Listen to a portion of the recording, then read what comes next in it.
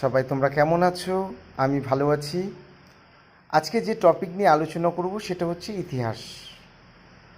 অনেকে বাড়িতে থাকে, পড়ার অন্য কাজের মধ্যে থাকে, বা বিশেষ করে আমাদের দিদি, বোন, বৌদি, এরা অনেকে যারা কাজের পাশাপাশি পড়াশুনো করে, সংসার সামলে পড়াশুনো করে, তাদের জন্য অডিওতে ক্লাস করাটা খুবই সুবিধাজনক হবে বলে আমি মনে করছি। কারণ কাজের পাশাপাশি কানে হেডফোন লাগিয়ে খুব সুন্দরভাবে কাজের সাথে শুনলেও অনেকটা যেন আয়ত্ত করা যায়। তো আমি যেটা ভেবেছি সেটা হচ্ছে এখন আপাতত ইতিহাস ক্লাসটা শুরু করছি। এরপরে ইতিহাস, ভূগোল বা সব কিছু যতটা পারা যায় পরপর চ্যাপ্টার ওয়াইজ আমি করব। ইতিহাসের মধ্যে আমি যে বইটা বেছে নিয়েছি জীবন মুখোপাধ্যায়, স্বদেশ সভ্যতা ও বিশ্ব। এই স্বদেশ সভ্যতা ও বিশ্ব জীবন মুখোপাধ্যায়ের লেখা বইটি পিএসসির মতো পরীক্ষার জন্য খুব ভালো একটা বই। যাই হোক, এর যে চ্যাপ্টার আছে তার ভিতরে ভারত ইতিহাসে প্রাচীন যুগ, অধ্যায় নম্বর 1। অধ্যায় নম্বর 1-এ আছে ইতিহাস ও ভূগোলের মধ্যে সম্পর্ক। ইতিহাস এবং ভূগোলের মধ্যে যে সম্পর্ক, সেই সম্পর্কটা নিয়েই আজকে আলোচনা করব। ভারতবর্ষের নামকরণ কিভাবে হয়েছে? আমাদের পরম প্রিয় মাতৃভূমি ভারতবর্ষ বিশ্বের এক প্রাচীনতম দেশ। তাহলে এই সমগ্র বিশ্বের মধ্যে যে প্রাচীনতম একটা দেশ, তাদের মধ্যে ভারতবর্ষ একটা বহু প্রাচীন দেশ। প্রাচীন সাহিত্য, রামায়ণ, মহাভারত ও বিভিন্ন পুরাণে এই পবিত্র ভূমির কথা উল্লেখ আছে। মানে এই ভারতবর্ষের কথা আপনার প্রাচীন সাহিত্য, রামায়ণ, মহাভারত ও বিভিন্ন পুরাণে এই ভারতবর্ষের কথাটা উল্লেখ আছে। কোথাও কোথাও বলা আছে প্রাচীনকালে ভরত নামে এক রাজা এদেশে রাজত্ব করতেন, তার নামে এই দেশের নাম হয়েছে ভারতবর্ষ। আবার বিষ্ণু পুরাণে বলা হচ্ছে যে দেশ সমুদ্রের উত্তরে ও হিমালয়ের দক্ষিণে তার নাম ভারতবর্ষ। তাহলে ভৌগোলিকভাবে মিলেই যাচ্ছে, যে সমুদ্রের উত্তরে হিমালয়ের দক্ষিণে কোন দেশ? ভারতবর্ষ। এখানে ভরতের সন্তানরা বাস করে। ভরতের সন্তানদেরকে বলা হয় ভারতী বা ভারতীয়, যেটাকে আমরা বলি। তা ভরতের সন্তানদেরকে এমনি ভারতী বলে। আধুনিক ঐতিহাসিক ডক্টর রামশরণ শর্মা বলেন যে ভরত নামে এক প্রাচীন উপজাতির নাম অনুসারে এই দেশের নাম ভারতবর্ষ। ভারতবর্ষের মানুষের নাম হয় ভরত সন্ততি। বিদেশিদের কাছে আমাদের দেশ ইন্ডিয়া নামে পরিচিত। এই নামটি সংস্কৃত সিন্ধু শব্দ থেকে উদ্বৃত্ত বা উৎপত্তি। বিদেশিরা সিন্ধু নদের তীরবর্তী ভারতীয়দের সঙ্গে প্রথম পরিচিত হয়েছিল। তাহলে কি বলছে? বিদেশিরা সিন্ধু নদের তীরবর্তী, মানে সিন্ধু নদীর ধারে বিদেশিরা ভারতীয়দের সঙ্গে পরিচিত হয়েছিল, এবং সিন্ধু নদের নাম অনুসারে তারা এই দেশটির নামকরণ করেছিল। প্রাচীন পার্সিকরা সিন্ধুকে উচ্চারণ করত হিন্দু। এ থেকেই সেই যুগে ভারতীয়দের সাধারণ নাম হয় হিন্দু, এবং কালক্রমে এই দেশের নাম হয় হিন্দুস্থান বা হিন্দুদের বাসভূমি। গ্রিক ও রোমানরা হিন্দুকে উচ্চারণ করত ইন্দুস। প্রাচীন এই ইন্দুস থেকে আধুনিক ইন্ডিয়া নামের উৎপত্তি। তাহলে বোঝা গেল ভারতবর্ষের নামকরণ সম্বন্ধে। যাই হোক, ইতিহাস ও ভূগোলের মধ্যে যে সম্পর্কটা, সেটা নিয়ে এবার বলবো। ইতিহাসের সঙ্গে ভূগোলের সম্পর্ক অতি ঘনিষ্ঠ। প্রত্যেক দেশের ইতিহাসের গতি প্রকৃতি বহুল পরিমাণে সেই দেশের ভৌগোলিক পরিবেশের দ্বারা নিয়ন্ত্রিত হয়। প্রাচীন মিশরীয় সভ্যতা নীল নদের দান বলা হয়। তাহলে যে মিশরীয় সভ্যতা, তাকে সে সভ্যতাটা কি বলা হয়? সভ্যতাটাকে নীল নদের দান বলা হয়। এটা একটা খুব ইম্পর্টেন্ট প্রশ্ন। প্রাচীন সুমের ও মেসোপটেমিয়ার সভ্যতার টাইগ্রিস ও ইউফ্রেটিস নদীর গুরুত্ব অপরিসীম। পর্বত সংকুল পরিবেশের জন্য প্রাচীন গ্রীসে প্রচুর ক্ষুদ্র ক্ষুদ্র নগর রাষ্ট্র গড়ে ওঠে, এবং গ্রীস দেশ সমুদ্র বেষ্টিত হওয়ায় তার আদি অধিবাসীরা সামুদ্রিক বাণিজ্য ও উপনিবেশ বিস্তারে তৎপর হয়। তাহলে কী হলো? বোঝা গেল কি কি বলছে, প্রাচীন সুমের ও মেসোপটেমিয়া সভ্যতায় টাইগ্রিস ও ইউফ্রেটিস যে নদী ছিল তার গুরুত্ব ছিল অসীম। পর্বত সংকুলে পরিবেশের জন্য প্রাচীন গ্রিসে প্রচুর ক্ষুদ্র ক্ষুদ্র নগর ও রাষ্ট্র গড়ে ওঠে। গ্রিস দেশে সমুদ্র বিস্তৃত হওয়ায় তার অধিবাসীরা সামুদ্রিক বাণিজ্য ও উপনিবেশ বিস্তারে তৎপর হয়। পরবর্তীকালে ইংল্যান্ডের পৃথিবীব্যাপী সামুদ্রিক বাণিজ্য ও উপনিবেশ স্থাপনের মূলে ছিল তার ভৌগোলিক পরিবেশের অভাব। ফরাসি দার্শনিক বোডিন মন্তব্য করেছেন যে ভূগোল ও আবহাওয়া বিভিন্ন জাতির ভাগ্য নির্ধারণ করে। সত্যি তাই, ভূগোল ও আবহাওয়া, একটা জায়গার আবহাওয়া কেমন হবে, আবহাওয়াটা কেমন ভালো, এটা তো চেঞ্জ করা সম্ভব না কোনো মানুষের পক্ষে। এটা তো প্রকৃতির একটা বিষয়। সেখানকার আবহাওয়াটা যেমন আবহাওয়া হবে, সেখানকার মানুষরা তেমন সুফল অথবা কুফল পাবে। বিশালতা ও প্রাকৃতিক বৈচিত্র্যে ভারতবর্ষ এক অসাধারণ দেশ। ইউরোপ থেকে রাশিয়াকে বাদ দিলে যে আয়তন হয়, প্রাচীন ভারতবর্ষ তার থেকে আয়তনে অনেক বড়। ভারতের ভূপ্রকৃতি মহাদেশের মতো বৈচিত্র্যময়। মাউন্ট এভারেস্টের মতো সুউচ্চ গিরিশৃঙ্গ, চেরাপুঞ্জির মতো বারিপাতযুক্ত অঞ্চল, রাজস্থানের মতো দিগন্ত বিস্তৃত মরুভূমি, দণ্ডকারণ্যের মতো গহন অরণ্য ও সিন্ধু ও গঙ্গা বিধৌত অঞ্চলের মতো উর্বর সমভূমি সবই ভারতে বিদ্যমান। তাহলে ভারতে মরুভূমি থেকে শুরু করে, সমুদ্র থেকে শুরু করে, পাহাড় পর্বত থেকে শুরু করে সমস্ত রকমের ভূখণ্ড এই ভারতবর্ষের বুকে বিরাজমান। যাই হোক, ভারতীয় জনগোষ্ঠীতে বহু জাতির মিশ্রণ লক্ষ্য করা যায়। মহাদেশ সুলভ এই বিশালতা, প্রাকৃতিক বৈচিত্র্য, বিভিন্ন জাতিগোষ্ঠীর অস্তিত্ব লক্ষ্য করা পণ্ডিতেরা ভারতবর্ষকে ক্ষুদ্রাকৃতি মহাদেশ বা উপমহাদেশ আখ্যা দিয়েছেন। তাহলে ভারতবর্ষকে কী বলা হচ্ছে? ক্ষুদ্রাকৃতি মহাদেশ, বা মহাদেশের একটা ক্ষুদ্রাকৃতি ভাগ কিংবা উপমহাদেশও আখ্যা দিয়েছেন অনেকে।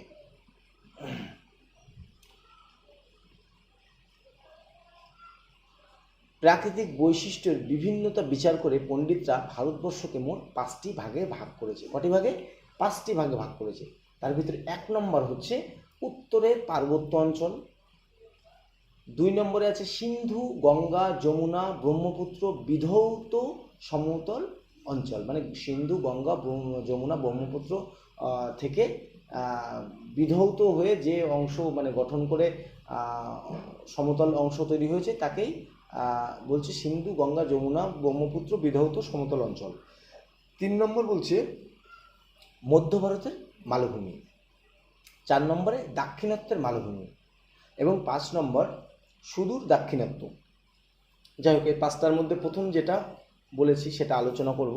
সেটা হচ্ছে উত্তরের পার্বত্য অঞ্চল। হিমালয় সংলগ্ন কাশ্মীর, কাংড়া, নেপাল, সিকিম, ভুটান প্রভৃত রাজ্য এই অঞ্চলের অন্তর্ভুক্ত। তাহলে কি বলছে?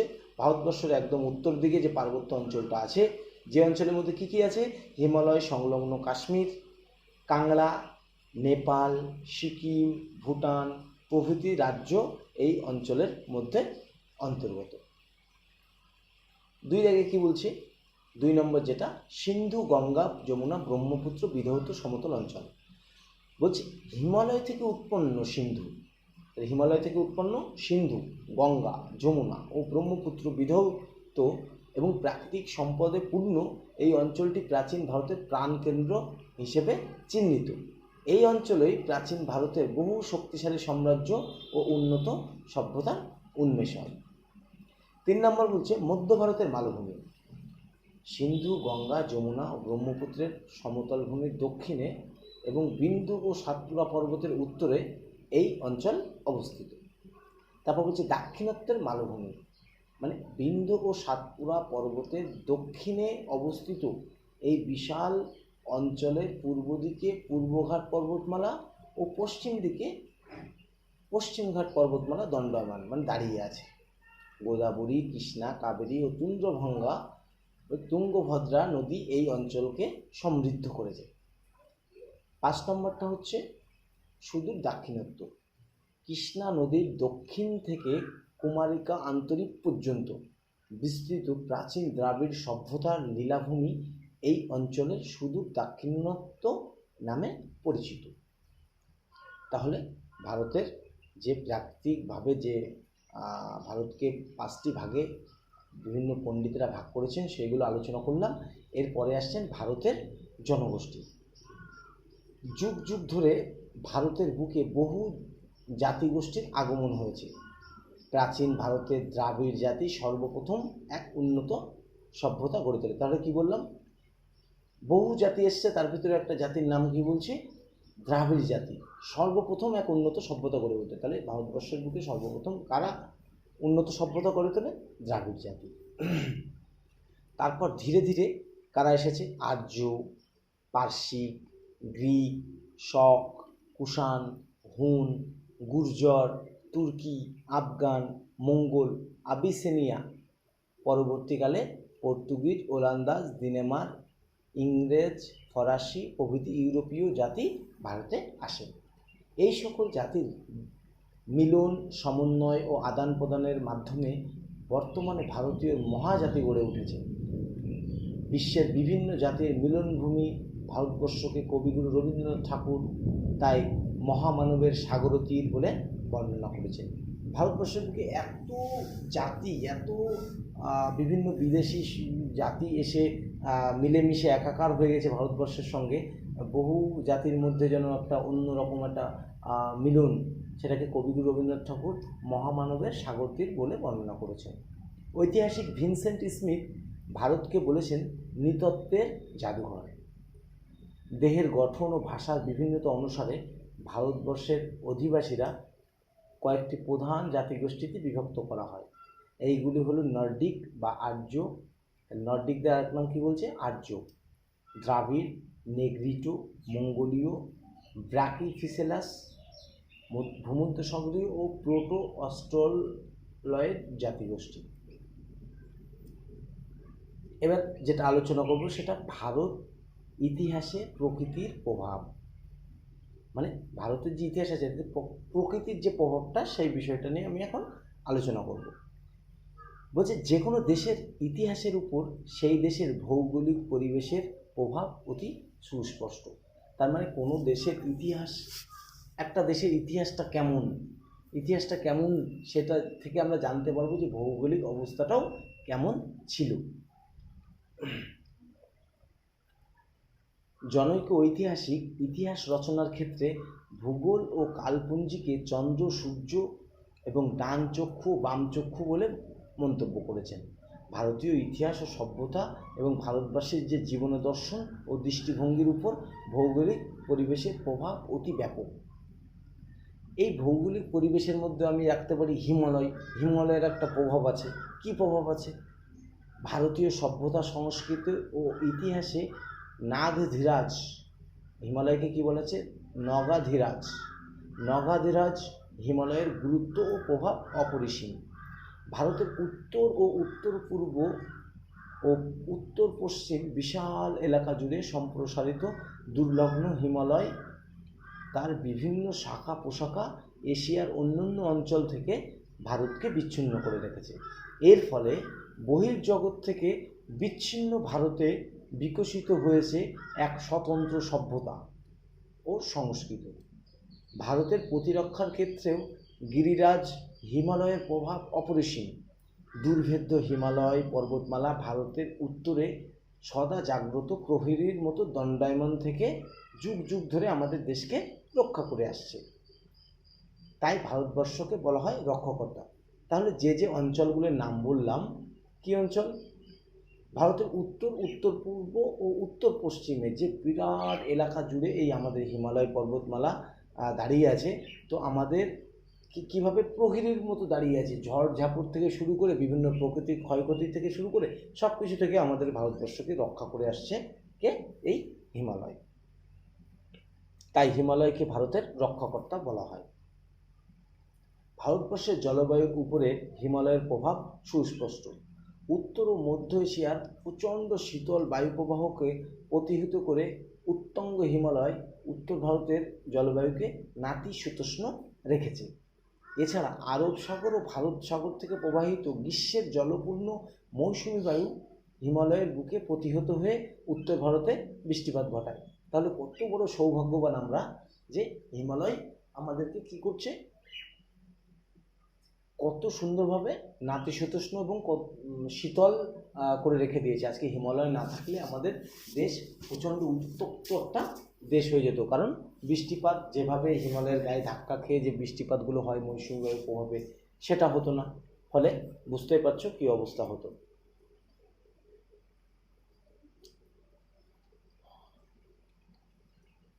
এর ফলে উত্তর ভারতের সুজলা সুফলা ও শস্য শ্যামলা হয়ে ওঠে। বৃষ্টি হলে স্বাভাবিকভাবে সুজলা সুফলা শস্য শ্যামলা গাছ, সবুজ গাছগাছালি জন্মাবে। ভারতের অধিকাংশ নদ নদীর উৎপত্তিস্থল হিমালয়। হিমালয় থেকেই বেশিরভাগ যত নদ নদী ভারতের সব উৎপত্তি হয়েছে, এবং হিমালয়ের বরফ গলা জল সারা বছর ধরে নদীগুলোকে স্রোতস্বিনী, মানে স্রোতটাকে, এই যে বরফ বলে যে নদীগুলো সারা বছর ধরে গলতে গলতে গলতে গলতে গলতে গলতে আসে, এটা সারা বছর ধরে তার স্রোত বা তার গতিপথকে রক্ষা করে আসছে। এবার কি আসছে, নদীগুলির উপর ভিত্তি করে গড়ে উঠেছে কৃষি ব্যবস্থা। কারণ কৃষিকাজ করতে গেলে প্রধানত আমার দরকার জল। তো সেই জলটা নদী থাকলে অবশ্যই তার তীরবর্তী স্থানে, এবং কি নদীর সাইডে যে পলি জমে তার জন্য কৃষিকাজ অত্যন্ত উর্বর, সেখানে খুব ভালো কৃষিকাজ হয় জল এবং সেই উর্বর মাটির জন্য। তো সেক্ষেত্রে কৃষিকাজ এখানে খুবই সুবিধা হয় কৃষিকাজ করতে। ভারতের কৃষি অর্থনীতি বহুল পরিমাণে এই নদীগুলির উপর নির্ভরশীল। এই নদীগুলিকে কেন্দ্র করে গড়ে উঠেছে ভারতের বিভিন্ন বাণিজ্য ক্ষেত্র। পাটলিপুত্র, রাজগৃহ, বারাণসী প্রভৃতি শহর সব কিছু এই নদীকেন্দ্রিকভাবেই গড়ে উঠেছে। ভারতীয় অর্থনীতির উন্নয়নে হিমালয়ের গুরুত্বকে অস্বীকার করা যায় না। হিমালয়ের বুকে জমে থাকা ভেষজ, বনজ, খনিজ, প্রাণীজ সম্পদ, ভেষজ, বনজ, খনিজ, প্রাণীজ সম্পদ ভারতীয় অর্থনীতিকে নানাভাবে পুষ্ট করেছে। ভারতের উত্তরে হিমালয় দুর্ভেদ্য প্রাচীরের মতো অবস্থান করলেও ভারতবাসীকে কিন্তু বহির্বিশ্ব থেকে একেবারে বিচ্ছিন্ন করে দেয়নি। উত্তর পশ্চিম সীমান্তের খাইবার, বোলান, গোমাল, কারাকরম, এই যে গিরিপথগুলোর নাম বলছি খুব ভালোভাবে মনে রাখবে। খাইবার, বোলান, গোমাল, কারাকরম প্রভৃতি গিরিপথ দিয়ে যুগ যুগ ধরে গ্রিক, শক, কুষাণ, হুন, তুর্কি প্রভৃতি বিদেশিরা যেভাবে ভারতে এসেছে, তেমনি এই পথেই ভারতবাসী পৃথিবীর বিভিন্ন অঞ্চলের সঙ্গে রাজনৈতিক ও বাণিজ্যিক ও সাংস্কৃতিক সম্পর্ক স্থাপন করেছে। বিদেশিদের আগমনে ভারতীয় রাজনীতি ও সাংস্কৃতিক ইতিহাসের ধারা নানাভাবে প্রভাবিত হয়েছে। দেবতা হিমালয় ভারতীয় ধর্ম, সভ্যতা ও সংস্কৃতির প্রতীক।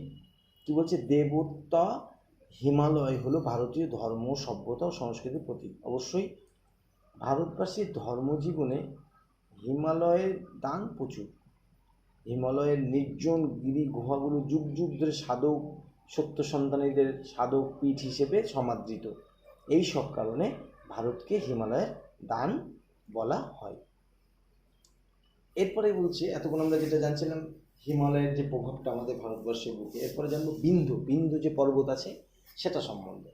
কি বলছে, ভারতের মধ্যভাগে দণ্ডায়মান, মানে দাঁড়িয়ে আছে বিন্ধু পর্বতমালা। কোথায় আছে? একদম মধ্যভাগে আছে। করে ভারতবর্ষকে মাঝখানে দাঁড়িয়ে ভারতবর্ষকে দুটো ভাগে ভাগ করে দিয়েছে। একটা হচ্ছে আর্যাবত, আর একটা হচ্ছে দাক্ষিণাত্য। এই দুভাগে ভাগ করে দিয়েছে। প্রাচীনকালে এই দুই অঞ্চলের মধ্যে যোগাযোগ সুগম না হওয়ায় দাক্ষিণাত্য এক স্বতন্ত্র সংস্কৃতি গড়ে ওঠে।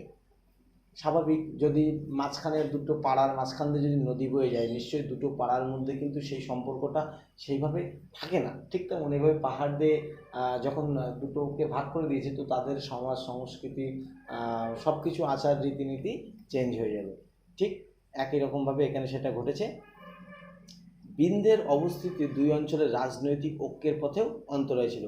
ঠিক এটাও স্বাভাবিক, যদিও দুই অঞ্চলের কোনো কোনো নৃপতি, মানে রাজা, অন্য অঞ্চলে রাজ্য বিস্তারে সক্ষম হয়েছিলেন, কিন্তু সবাই সেটা পারেননি। যাই হোক, এইভাবে ধীরে ধীরে দুই অঞ্চলের মধ্যে রাজনৈতিক ও সাংস্কৃতিক ঐক্য গড়ে ওঠে, এবং আর্য অনার্য এই দুই সভ্যতার সমন্বয়ে গড়ে ওঠে ভারতীয় সভ্যতা। তাহলে একটা হচ্ছে আর্যাবত, একটা দক্ষিণাত্য বা অনার্য।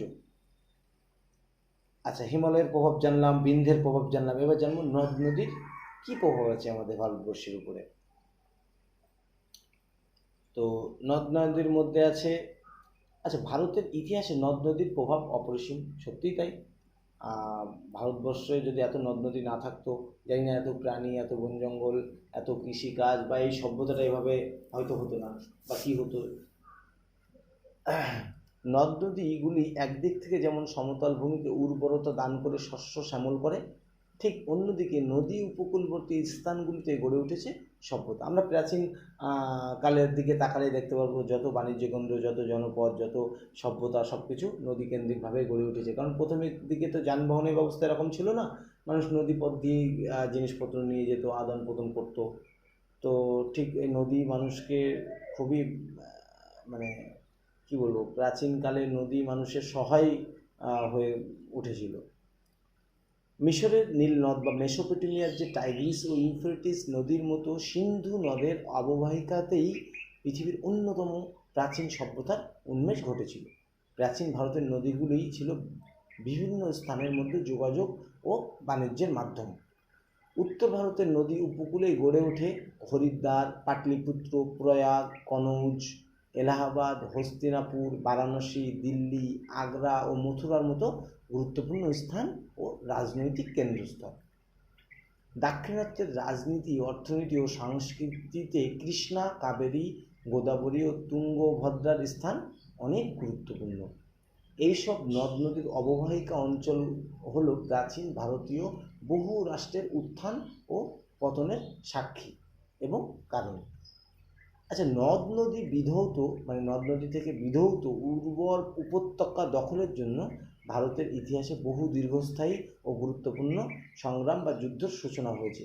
মানে উর্বর যদি উপত্যকা, সবার লোভ লাগে, একটা জনগোষ্ঠী সেখানে বাস করছে, আর একটা জনগোষ্ঠীর মনে হয়েছে না আমরা ওখানে বাস করবো, ওদেরকে হটিয়ে দিই, তার জন্য অনেক সংগ্রাম যুদ্ধ হয়েছে প্রাচীন কালে। তো দাক্ষিণাত্য কৃষ্ণা ও তুঙ্গভদ্রা নদীর মধ্যবর্তী স্থানে অবস্থিত উর্বরা রায়চুর দোয়াবের অধিকার নিয়ে পল্লব ও চালুক্যদের দ্বন্দ্ব এবং মধ্যযুগে বিজয়নগর ও বাহমনি রাজ্যের মধ্যে দ্বন্দ্ব একটা উজ্জ্বলতম উল্লেখযোগ্য ঘটনা। তাহলে আমরা হিমালয়ের প্রভাব জেনেছি, বিন্ধ্য পর্বতের প্রভাব জেনেছি, তারপরে নদ নদীর প্রভাব জেনেছি। এবার আমরা জানবো মরুভূমি। মরুভূমির কী প্রভাব আছে? সমস্ত কিছুর প্রভাব, খারাপ প্রভাব আছে, ভালো প্রভাবও আছে। তো মরুভূমির প্রভাবটা এবার আমরা জানব। সিন্ধু, গঙ্গা, শতুদ্র বিধৌত সমভূমির দক্ষিণেই রাজস্থান এবং পাকিস্তানের মরু অঞ্চল অবস্থিত। তাহলে বুঝতেই পারছো যে আমি যেটা বলছি, সিন্ধু, গঙ্গা ও শতুদ্র বিধৌত সমভূমির দক্ষিণে রাজস্থান ও পাকিস্তানের মরু অঞ্চল অবস্থিত। এর আয়তন প্রায় 2,69,000 বর্গ কিলোমিটার। বালি ও পাথরে গঠিত এই অঞ্চলে বৃষ্টিপাত অতি নগণ্য। মানে কি, বালি ও পাথরে গঠিত এই যে অঞ্চলটা, এখানে খুবই খুবই কম খুবই কম বৃষ্টি হয়। এখানে লোকবসতিও খুবই কম, মানুষের জীবন সত্যিই প্রতিকূল অবস্থায়। মরুভূমি অঞ্চলে মানুষের জীবনযাত্রা কখনোই অনুকূল হয় না। রুক্ষ প্রকৃতির বিরুদ্ধে সংগ্রামের ফলে এই এলাকার মানুষ কষ্ট সহিষ্ণু, পরিশ্রমী ও স্বাধীনতা চেতী হয়। তাহলে মরুভূমির প্রভাবটা বোঝা গেল। কখনোই মরুভূমির প্রভাব ভালো নয়, বা মরুভূমির প্রভাব কখনোই কোনো দেশের জন্য ভালো নয়। তবে সমস্ত প্রভাব, কিছু খারাপ প্রভাব, ভালো প্রভাব, সব কিছুই আমাদের মেনে নিতে হবে। এরপরে যেটা আছে আমাদের সমুদ্রের প্রভাব। ভারতবর্ষের সমুদ্রের প্রভাবটা ভীষণ একটা ভূমিকা বহন করে। ভারতের 3 দিকে সমুদ্র বিস্তৃত হওয়ায় ভারতের 3 দিকেই সীমান্ত বেশ সুরক্ষিত। তাহলে প্রাচীনকালে আমরা দেখেছি কোনো একটা যেখানে রাজধানী গড়ে উঠতো বা একটা রাজ্যের চারিপাশ দিয়ে খাল কাটা হতো, যাতে শত্রুরা খুব তাড়াতাড়ি এসে আক্রমণ না করতে পারতো। আমরা চীনের প্রাচীরের পাশ দিয়েও দেখেছি খাল কাটা।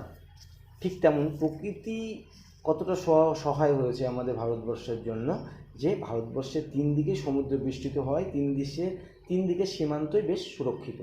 এদেশের দীর্ঘ উপকূল ভাগের অধিকাংশই সরল ও রুজ্জু হওয়ায় এখানে বেশি পোতাশ্রয় গড়ে ওঠেনি। এই কারণেই ভারতবাসী গ্রিক ও ইংরেজদের মতো সমুদ্রাশ্রয়ী জাতি হিসেবে গঠিত হয়নি।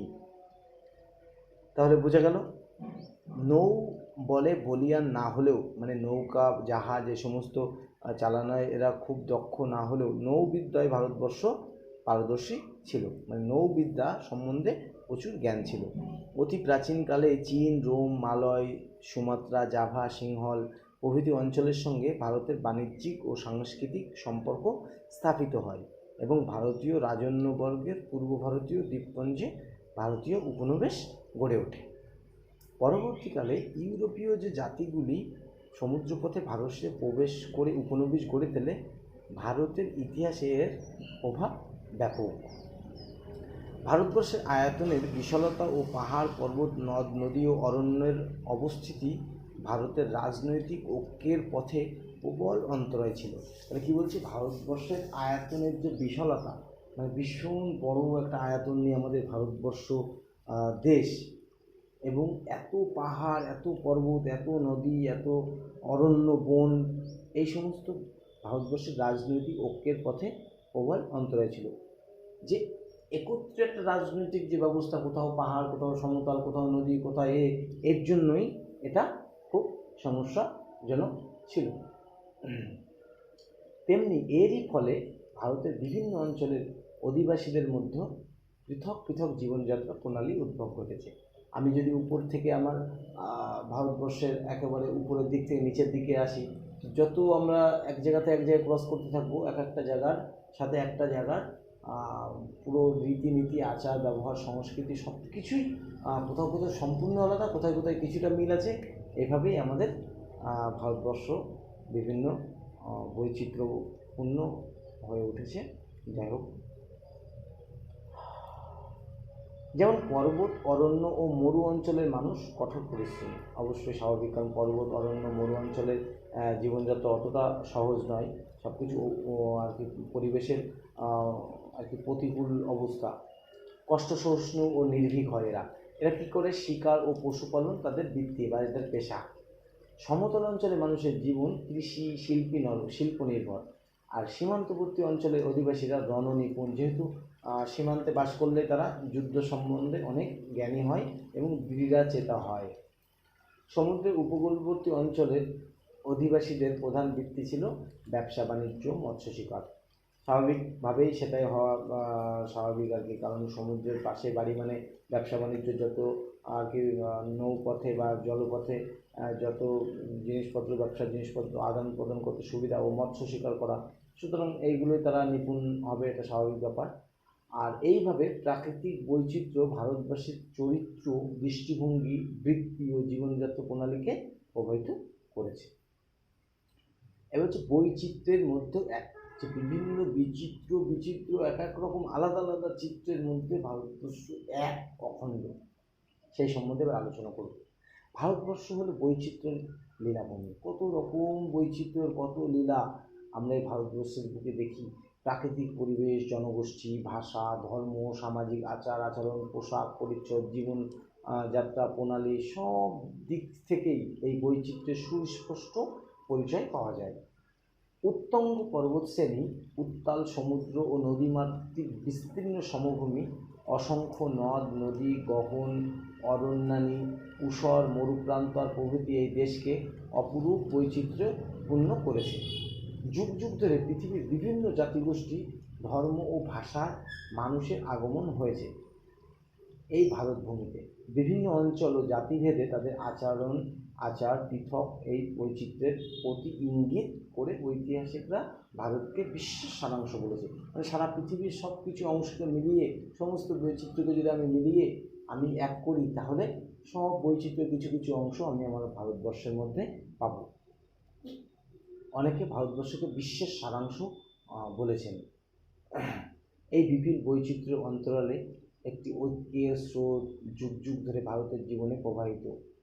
এই ঐক্য ও সমন্বয় হলো ভারতীয় জীবনের মূল সুর। ঐতিহাসিক স্মিথ ভারতবর্ষের সমন্বয়ের আদর্শকে বৈচিত্র্যের মধ্যে ঐক্য বলে আখ্যায়িত করেছেন। এটা কিন্তু খুব ভালো একটা প্রশ্ন, বৈচিত্র্যের মধ্যে ঐক্য কে আখ্যায়িত করেছেন, পরীক্ষায় চলে আসে, খুবই আসে। তার মতে সন্দেহাতীতভাবে ভারতে একটি মূলগত ঐক্য বিদ্যমান। এই ঐক্য ভৌগোলিক গুরুত্ব ও রাজনৈতিক একতা অপেক্ষা বহু গভীর ও অন্তরতর। প্রাচীন, অতি প্রাচীন বা সুপ্রাচীন অতীত থেকে হিমালয় থেকে কন্যাকুমারিকা পর্যন্ত বিস্তীর্ণ ভূভাগ ভারতবর্ষ নামে পরিচিত ছিল। মনুসিংহতা বা বিষ্ণু পুরাণ বিভিন্ন শ্লোকে অখণ্ড ভারতবর্ষের ধারণা পরিলক্ষিত করা হয়।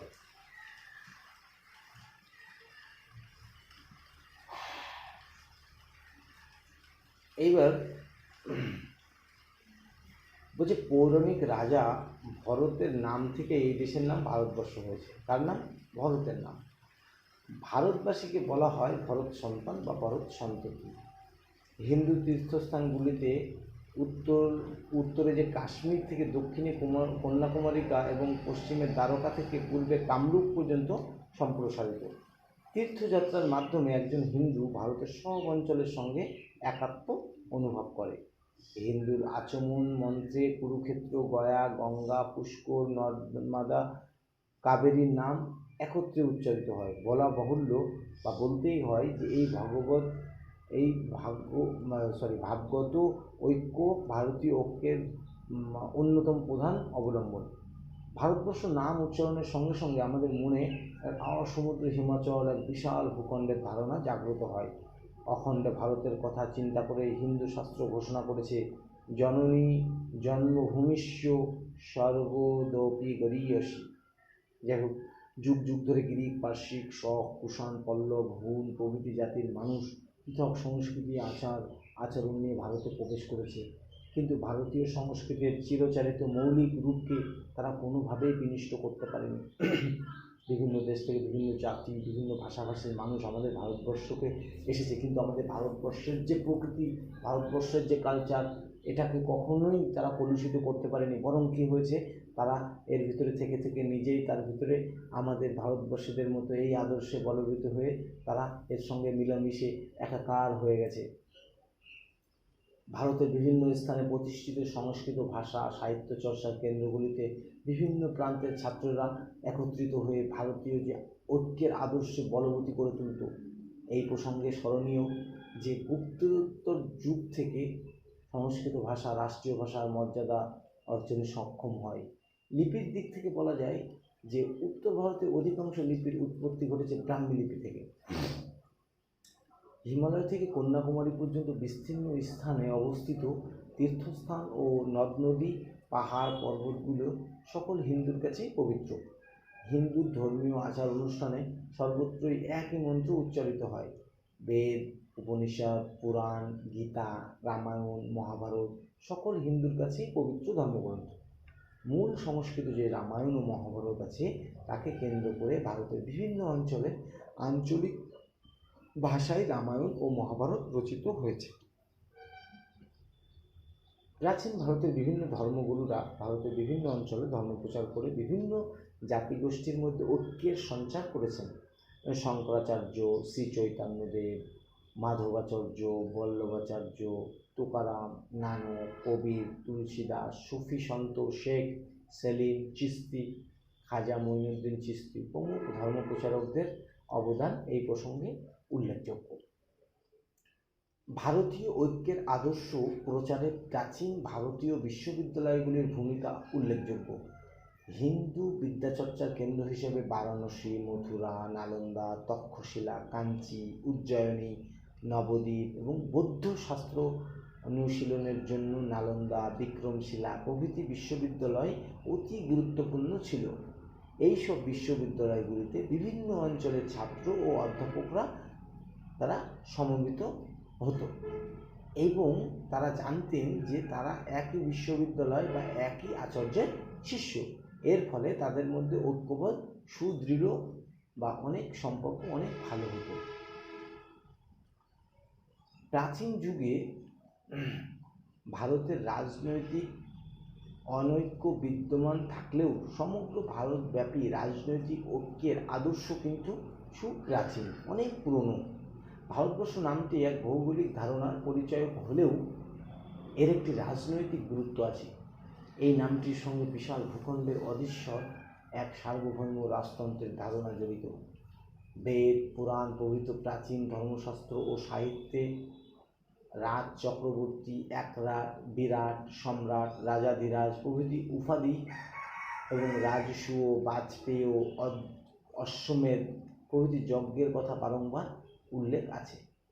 প্রাচীন ভারতীয় রাষ্ট্রীয় ঐক্য ও সার্বভৌমত্বের আদর্শ কতটা প্রবল ছিল এগুলোই তার প্রমাণ। ইংরেজ শাসনে ভারতের রাজনৈতিক ঐক্য প্রতিষ্ঠিত হয়। ইংরেজদের আমলে কী হচ্ছে, ভারতের রাজনৈতিক যে ঐক্য বা একতা সেটা প্রতিষ্ঠিত হয়। সংবাদপত্র, রেলপথের প্রবর্তন, নতুন ও মধ্যবিত্ত সম্প্রদায়ের কার্যকলাপের ঐক্যের আদর্শকে অনেক সুদৃঢ় করে তোলে। স্বাধীনতা সংগ্রামের কালে সমুদ্র, হিমাচল সকল ভারতবাসীর অন্তরে এই ঐক্যের আদর্শ যথার্থ রূপ পরিগ্রহ করেছিল। দেশবাসীর একাত্ম হয়ে ব্রিটিশ সাম্রাজ্যবাদীকে শাসনের বিরুদ্ধে সংগ্রামে অবতীর্ণ করে। সেদিন ঋষি বঙ্কিমচন্দ্রের বন্দে মাতরম সঙ্গীত ও ধ্বনি দেশবাসীকে নতুন চেতনায় উদ্বুদ্ধ করে। ভারতীয় ঐক্যের আদর্শ প্রসঙ্গে ঐতিহাসিক স্মিথ ভারতবাসীর এক গভীর, আন্তরিক ও মৌলিক ঐক্যের কথা বলেছেন। তার মতে, জাতি, ধর্ম, ভাষা, আচার আচরণ পার্থক্য সত্ত্বেও এক আন্তরিক ও মৌলিক ঐক্যবোধ ভারতবাসীকে একই ঐক্যসূত্রে গেঁথে রেখেছে। এই ঐক্যবোধ কোনো প্রকার রাজনৈতিক ও ভৌগোলিক ঐক্যের উপর নির্ভর নয়। এই একতা হলো সম্পূর্ণভাবে ভারতবর্ষের অন্তরে একতা। প্রাচীন ভারতীয় ইতিহাসের উপাদান কি বলছে, প্রাচীনকালে যে ভারতীয় ইতিহাস ছিল তার কী কী উপাদান সেই সম্বন্ধে আমরা এবার আলোচনা করব। বলা হচ্ছে, প্রাচীন ভারতীয়রা জ্ঞান বিজ্ঞানের নানা শাখায় অসামান্য সাফল্যের পরিচয় দিলেও প্রাচীন ভারতে কিন্তু কোনো ইতিহাস গ্রন্থ রচিত হয়নি। হেরোডোটাস ও থুকিডিডিস প্রাচীন গ্রিসের ইতিহাস রচনা করেছেন। পলিবিয়াস ও লিভি প্রাচীন রোমের ইতিহাস রচনা করেছেন। প্রাচীন ভারতবর্ষে কিন্তু এ ধরনের কোনো ইতিহাস গ্রন্থ রচিত হয়নি। এই কারণে বিভিন্ন প্রাচীন নিদর্শন বা উপাদানের উপর ভিত্তি করে প্রাচীন ভারতের ইতিহাস রচনা করা হয়। এই উপাদানগুলি মূলত দুভাগে বিভক্ত করা যায়। একটা হচ্ছে সাহিত্যিক উপাদান আর একটা হচ্ছে প্রত্নতাত্ত্বিক উপাদান। সাহিত্যিক উপাদানকে আবার দুভাগে ভাগ করা যায়, একটা ভারতীয় সাহিত্য ও অপরটা বিদেশি সাহিত্য। অনুরূপভাবে বা একইভাবে প্রত্নতাত্ত্বিক যে উপাদানগুলো আছে তাকে আবার তিনটে ভাগে ভাগ করা হয়, একটা হচ্ছে লিপি, একটা মুদ্রা আর একটা স্থাপত্য ভাস্কর্য। এবার হচ্ছে সাহিত্যিক উপাদান। সাহিত্যিক উপাদানের মধ্যে বলছে যে প্রথম ভাগ সেটা হচ্ছে দেশীয় সাহিত্য। প্রাচীন ভারতে রচিত বিভিন্ন ধর্মপুস্তক ও সাহিত্য থেকে এই যুগের ইতিহাসের প্রচুর উপাদান পাওয়া যায়। বেদ, উপনিষদ, ব্রাহ্মণ, আরণ্যক, পুরাণ, রামায়ণ, মহাভারত, বিভিন্ন বৌদ্ধ ও জৈন ধর্ম এবং নারদ স্মৃতি, বৃহস্পতি স্মৃতি, মনুস্মৃতি প্রভৃতি স্মৃতিশাস্ত্রগুলো থেকে প্রাচীন ভারতের সমাজ, রাজনীতি ও অর্থনীতি সম্পর্কে প্রচুর তথ্যাদি জানা যায়। বৌদ্ধ জাতক, সিংহলীয় বৌদ্ধগ্রন্থ, দীপবংশ ও মহাবংশ, অশ্বঘোষের বুদ্ধচরিত, এগুলো খুবই ইম্পর্টেন্ট যেগুলো বলছি। যেমন কি বললাম, প্রথম থেকে বলি, বৌদ্ধ জাতক, সিংহলীয় বৌদ্ধগ্রন্থ, দীপবংশ ও মহাবংশ, আবার অশ্বঘোষের বুদ্ধচরিত, ললিত বিস্তার, বৈপুল্য সূত্র এবং জৈন গ্রন্থ ভগবতী সূত্র, আচারাঙ্গ সূত্র পরিশিষ্ট পার্বণ মূল্যবান উপাদান হিসেবে স্বীকৃত। এই গ্রন্থগুলো ব্যবহারের সময় ঐতিহাসিকদের অবশ্যই সতর্ক হতে হবে। মনে রাখতে হবে এগুলি ধর্মগ্রন্থ, ইতিহাস নয়। এগুলি সব ধর্মগ্রন্থ, ইতিহাস নয়। এখানে ইতিহাস ও উপকথা মিলেমিশে একাকার হয়ে আছে। পাণিনির অষ্টাধ্যায়ী ও পতঞ্জলির মহাভাষ্য নামক যে ব্যাকরণ গ্রন্থ, কৌটিল্যের অর্থশাস্ত্র, গার্গী সংহিতা নামক জ্যোতির্বিদ্যা বিষয়ক গ্রন্থ, বিশাখ দত্তের মুদ্রারাক্ষস ভাস ও কালিদাসের বিভিন্ন নাটক ইতিহাসের অমূল্য উপাদান। বিভিন্ন রাজাদের জীবনচরিত, যথা বাণভট্টের রচিত হর্ষচরিত, বিলহনের বিক্রমাদিত্যদেব চরিত, সন্ধ্যাকর রামচরিত, বাক্পতিরাজের গৌড়বাহ, পদ্মগুপ্তের নবসাহশঙ্খ চরিত, জয়সিংহের কুমারপাল চরিত থেকে ইতিহাসের নানা তথ্যাদি জানা যায়। সভাকবিদের দ্বারা রচিত এই গ্রন্থগুলি নানা রাজ প্রশস্তি ও অতিরঞ্জন আছে। তাই এই গ্রন্থগুলি ব্যবহারের সময় ঐতিহাসিকদের খুবই সতর্ক হতে হয়। প্রাচীন যুগে রচিত সোমেশ্বরের রাসমালা, কীর্তিকৌমুদী, অরয় সিংহের সুকীর্তিক সংকীর্তন, তাছাড়া কলহনের রাজতরঙ্গ থেকে কাশ্মীরের ইতিহাস জানা যায়। রাজতরঙ্গিনী গ্রন্থে খ্রিস্টীয় সপ্তম শতক থেকে দ্বাদশ শতক পর্যন্ত কাশ্মীরের ধারাবাহিক ও প্রামাণিক ইতিহাস বিধৃত হয়েছে। রাজতরঙ্গিনী হল প্রাচীন ভারতের একমাত্র গ্রন্থ যাকে যথার্থভাবে ইতিহাস গ্রন্থ বলে আখ্যায়িত করা যায়। এছাড়া সিন্ধু, নেপাল ও দাক্ষিণাত্যের বিভিন্ন অঞ্চলের বেশ কিছু ইতিহাস গ্রন্থ পাওয়া গেছে। তাহলে দেশীয় ইতিহাস সম্বন্ধে আমরা জানলাম। এইবার আমরা যেটা জানব সেটা হচ্ছে বৈদেশিক বিবরণ। বিদেশিদের লিখিত বিবরণ প্রাচীন ভারতীয় ইতিহাসের গুরুত্বপূর্ণ উপাদান হিসেবে স্বীকৃত। ইতিহাসের জনক হিসেবে পরিচিত গ্রিক ঐতিহাসিক হেরোডোটাস ও গ্রিক চিকিৎসক টোসিয়াসের রচনা থেকে ভারতের উত্তর পশ্চিম সীমান্তে পারসিক আধিপত্যের কথা জানা যায়। কার্টিয়াস বা ডায়োডোরাস, অ্যারিয়ান, প্লুটার্ক, জাস্টিন প্রমুখের রচনায় আলেকজান্ডারের ভারত আক্রমণ সংক্রান্ত তথ্যাদির বিবরণ মেলে। গ্রিক দূত মেগাস্থিনিস, ডেইমোকাস, ডায়োনিসাস এর রচনায় মৌর্য যুগের বিবরণ পাওয়া যায়। তাহলে এরা সব মৌর্য যুগ সম্বন্ধে লিখেছেন কে? যে গ্রিক দূত মেগাস্থিনিস, ডেইমোকাস ও ডায়োনিসাস এরা মধ্যযুগের বিবরণ লিখেছে। তবে এদের বই থেকে মৌর্য যুগ সম্বন্ধে অনেক বিবরণ পাওয়া যায়। জনৈক অজ্ঞাতনামা গ্রিক নাবিকের রচিত Periplus of the Erythraean Sea নামক গ্রন্থ থেকে খ্রিস্টীয় প্রথম শতকের ভারতীয় অর্থনীতি, ভূগোল, বাণিজ্য সংক্রান্ত নানা তথ্য পাওয়া যায়। টলেমির ভূগোল ও প্লিনির রচনাও মূল্যবান ঐতিহাসিক উপাদান। চৈনিক পরিব্রাজক ফাহিয়েন, হিউয়েনসাং, ইৎসিং এবং তিব্বতীয় ঐতিহাসিক লামা তারানাথের রচনা ভারত ইতিহাসের গুরুত্বপূর্ণ উপাদান ও আরব পর্যটকদের মধ্যে আল মাসুদি, সুলেমান হাসান নিজামি খুবই উল্লেখযোগ্য। অল বেরুনি রচিত তহকিকে হিন্দ, তাহলে তহকিকে হিন্দ কে লিখেছে? অল বেরুনি। মধ্যযুগে খ্রিস্টীয় একাদশ শতাব্দীর সূচনা পর্বে ভারতীয় জীবনের বহু মূল্যবান তথ্য বিবৃতি হয়েছে। এবার হচ্ছে প্রত্নতাত্ত্বিক উপাদান। কী কী আছে? প্রত্নতাত্ত্বিক উপাদান তারকে আবার তিনটে ভাগে ভাগ করা হয়েছে। একটা বলছে প্রাচীন লিপি। ওই প্রাচীন ভারতীয় ইতিহাসের উপাদান হিসেবে লিপি একটি ভীষণ গুরুত্বপূর্ণ জায়গা করে আছে। যেমন সোনা, লোহা, তামা, ব্রোঞ্জ, মাটির তৈরি বিভিন্ন দ্রব্যাদি, ইট, পাথর, ঘরবাড়ি, মন্দিরের গায়ে নানা লিপি থেকে ইতিহাসের প্রচুর গুরুত্বপূর্ণ উপাদান সেগুলো জানা যায়। ঐতিহাসিক স্মিথের মতে প্রাচীন ভারতীয় ইতিহাসের উপাদান হিসেবে লিপি সর্বশ্রেষ্ঠ ও সর্বপ্রধান স্থানের অধিকারী। ঐতিহাসিক ফ্রিটের মতে মুদ্রা, ভাস্কর্য, স্থাপত্য, ঐতিহ্য ও সাহিত্য থেকে আমরা যে বিবরণ পাই তার সভ্যতা নির্ণয় করতে শিলালিপি আমাদের যথেষ্ট সাহায্য করে।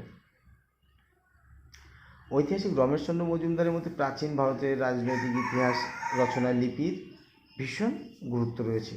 যুদ্ধ, বিগ্রহ, জন্ম, মৃত্যু, বিশেষ কোনো ঘটনাকে স্মরণীয় করে বা মন্দির নির্মাণ, ভূমিদান, ধর্মচার, রাজকীয় নির্দেশ, প্রচার প্রভৃতি বহু উদ্দেশ্যে লিপি উৎকীর্ণ করা হতো। এইসব লিপিগুলো ইতিহাসের অমূল্য সম্পদ। এগুলো থেকে রাজার নাম, রাজত্বকাল, সন, তারিখ, বিশেষ বিশেষ রাজ্যের আয়তন, রাজ্য জয়, ধর্মবিশ্বাস ও অন্যান্য কার্যকলাপ ও সমকালীন বিভিন্ন বিষয়ের কথা আমরা জানতে পারছি। এইসব লিপিগুলো প্রাকৃত, পালি, সংস্কৃত, তামিল, তেলেগু প্রভৃতি বিভিন্ন ভাষায় লেখা হতো।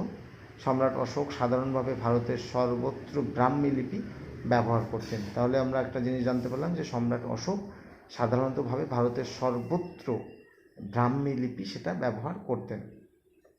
উত্তর পশ্চিম ভারতের ক্ষেত্রে তিনি খরষ্টা লিপি ব্যবহার করেন। তাহলে এটাও খুব ইম্পর্টেন্ট। উত্তর পশ্চিম ভারতের ক্ষেত্রে তিনি খরষ্টা লিপি ব্যবহার করেন। গুপ্ত যুগের পরবর্তীকালে লিপিগুলির মধ্যে 95% প্রাকৃত ভাষায় লিখিত। তাহলে গুপ্ত যুগের পরবর্তীকালে লিপিগুলির মধ্যে 95% 95 প্রাকৃত ভাষায় লিখিত। গুপ্ত যুগ থেকে লিপিগুলির ক্ষেত্রে সংস্কৃত ভাষার বহুল প্রচলন শুরু হয়। এইসব লিপিগুলির মধ্যে সম্রাট অশোকের বিভিন্ন লিপি, কলিঙ্গরাজ খারবেল ও হস্তিগুম্ফা লিপি, সাতবাহন রাজ গৌতমপুত্র সাতকর্ণী নাসিক প্রশস্তি, সমুদ্রগুপ্তের সভাকবি হরিসেন রচিত এলাহাবাদ প্রশস্তি, শক রাজার রুদ্রদমনের জুনাগড় লিপি, চালুক্যরাজ দ্বিতীয় পুলকেশীর সভাকবি রবিকীর্তি রচিত আইহোল লিপি বিশেষ উল্লেখযোগ্য। ভারতের বাইরে এশিয়ার মাইনরের বেগজকোয়, পারস্যের বেহিস্তান, পার্সোপোলিসের নকশি রুস্তম ও আফগানিস্তান ও জবদ্বীপ, সুমাত্রা, ইন্দোচীন প্রভৃতি স্থানে আবিষ্কৃত লিপি থেকে ওই সকল স্থানের সঙ্গে ভারতের বাণিজ্যিক ও সাংস্কৃতিক যে যোগাযোগ সেই বিষয়ে আমরা জানতে পারি। আর একটা ইম্পর্টেন্ট বিষয় আছে, সেটা হচ্ছে মুদ্রা। প্রাচীন ভারতের ইতিহাসে উপাদান হিসেবে মুদ্রার গুরুত্ব অনস্বীকার্য। সাহিত্য শিলালিপি থেকে শুরু করে সেগুলির সত্যতা যাচাই করতে মুদ্রা যথেষ্ট সাহায্য করে। মুদ্রাগুলিতে সাধারণত রাজার নাম, সন, তারিখ, রাজার মূর্তি, নানা দেবদেবীর মূর্তি খোদাই করা থাকে। কুষাণ রাজ কনিষ্কের মুদ্রায় অঙ্কিত বিভিন্ন দেবদেবীর মূর্তি থেকে তার সমন্বয়ে ধর্মীয় আদর্শের কথা জানা যায়। গুপ্ত সম্রাট সমুদ্রগুপ্তের মুদ্রায় তার বীণা বাদনরত, মানে তিনি যে বীণা বাজাচ্ছেন সেরকম অবস্থায় মুদ্রায় তার সঙ্গীতের প্রতি যে ভালোবাসা সেটার পরিচয় আমরা জানতে পারি। এইসব মুদ্রা থেকে কেবলমাত্র রাজার নাম, রাজত্বকাল, তার শখ, তার উপাস্য দেবদেবীর কথাই নয়, ধাতু শিল্প, শিল্পকলা, রাজ্যে ব্যবহৃত লিপি এবং দেশের অর্থনৈতিক অবস্থার সাম্যক পরিচয়টা পাওয়া যায়। ভারতের প্রচুর পরিমাণে রোমান মুদ্রার অস্তিত্ব। রোমের সঙ্গে ভারতের যে ঘনিষ্ঠ বাণিজ্যিক সম্পর্ক সেটা আমরা জানতে পারি, কারণ ভারতে প্রচুর রোমান মুদ্রা পাওয়া গেছে। তার মানে রোমদের সাথে আমাদের ব্যবসার সুদূঢ় সম্পর্ক ছিল, যাতায়াত সব কিছুই ছিল। ভারতের অর্থনৈতিক সমৃদ্ধি ও সামুদ্রিক বাণিজ্যের পরিচয় বহন করে।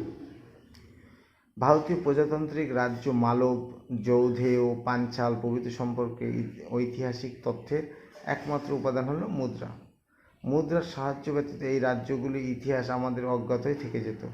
তাহলে কী বলছে, মুদ্রা যদি না থাকতো তাহলে যে এতগুলো রাজ্য সেই সব সম্পর্কে আমাদের কোনো জানাই থাকতো না, অজানাই থেকে যেত। মুদ্রা ছাড়া ভারতের রাজত্বকারী গ্রিক, শক, পার্থিয়ান, কুষাণদের কোনো ইতিহাস রচনা করা সম্ভব হতো না। কুষাণদের ইতিহাস রচনায় মুদ্রা মেরুদণ্ড হিসেবে চিহ্নিত হয়েছে। ভারতের উত্তর পশ্চিম সীমান্তে রাজত্বকালে ব্যাক্টেরীয় গ্রিকদের ইতিহাস জানার একমাত্র উপাদান ছিল মুদ্রা। একমাত্র মুদ্রার সাহায্যে এই অঞ্চলে রাজত্বকারী 30 জন গ্রিক রাজার নাম ও তাদের রাজত্বকাল সম্পর্কে জানা গেছে। আর 3 নম্বর যেটা হচ্ছে স্থাপত্য ভাস্কর্য। প্রাচীন নগর, মঠ, মন্দির, দুর্গ, অট্টালিকার ধ্বংসাবশেষ, সমাধি, স্তম্ভ, স্মৃতিস্তম্ভ, প্রাচীন শিল্পকৃতি, দেবদেবীর মূর্তি, মাটির শিল্প, মাটির পাত্র, মাটির তৈরি বিভিন্ন জিনিস প্রত্নতাত্ত্বিক উপাদান হিসেবে স্বীকৃত। রাজনৈতিক ইতিহাসের পক্ষে উল্লেখযোগ্য না হলেও শিল্পকলার বিবর্তন বা সাংস্কৃতিক ইতিহাস এর গুরুত্ব অসীম। এগুলো থেকে বিশেষ করে শিল্পকলা, ধর্ম, অর্থনৈতিক অবস্থার চিত্র পাওয়া যায়। তক্ষশিলা, সারনাথ, পাটলিপুত্র, কৌশাম্বী, হস্তিনাপুর প্রভৃতি স্থানে খনন কার্য চালিয়ে প্রাচীন ভারতের ইতিহাসের অনেক গৌরবময় অধ্যায় আবিষ্কৃত হয়েছে। ভারতের বাইরে বেলুচিস্তান, তুর্কিস্তানে খনন কার্যের ফলে ওই সব অঞ্চলের সঙ্গে ভারতের ঘনিষ্ঠ যোগাযোগের কথা জানা যায়। কম্বোজের অঙ্কর ভাট, জাভার বুরুদুবের মন্দির দুটি ভারতের ঔপনিবেশিক ও সাংস্কৃতিক বিস্তারের সাক্ষ্য বহন করে। যাই হোক, আজকে আমরা প্রথম চ্যাপ্টারটা মোটামুটি পড়লাম, রিডিংয়ে পড়লাম বলতে পারো। এরপরে পরপর এভাবে চ্যাপ্টারগুলো আলোচনা করব। যাদের পড়তে এমনি খুব কম সময় হয় বা পড়তে মন বসে না, তারা হেডফোন লাগিয়ে দেবে কানে, আস্তে করে চোখটা বন্ধ করে শুনতে থাকবে, কিংবা এই পড়ার সঙ্গে জীবন মুখোপাধ্যায়ের যে বইটা আছে ওটাও দেখতে পারো। এবং পরবর্তী সবগুলো দেখার জন্য আমাদের যে ইউটিউব চ্যানেলটা আছে অবশ্যই সাবস্ক্রাইব করে রাখো, এবং যে সমস্ত বন্ধুরা এটা পায়নি তাদেরকে শেয়ার করতে পারো, ঠিক আছে? তারাও উপকৃত হবে। আর কি বলবো, সমস্ত সাবজেক্টে আস্তে আস্তে দেওয়া হবে। সবে ইতিহাসটা শুরু করা হয়েছে, সমস্ত কিছু চ্যাপ্টার ওয়াইজ দেওয়া হবে। এইভাবেই আশা করি সবার সুবিধা হবে। আর কমেন্ট করে সবাই জানিও আরও কী কী ইমপ্রুভ করলে কী কী ভালো হয় না হয় সব কিছু জানিও, সেইভাবেই আর কি হবে, অসুবিধে নেই, এই কন্টিনিউ চলবে। তো সবাই পুরোটা শুনে চ্যানেলটাকে, ইউটিউব যে চ্যানেলটা আছে ওটাকে সাবস্ক্রাইব করে রাখো। যাই হোক, ধন্যবাদ, সবাই ভালো থেকো।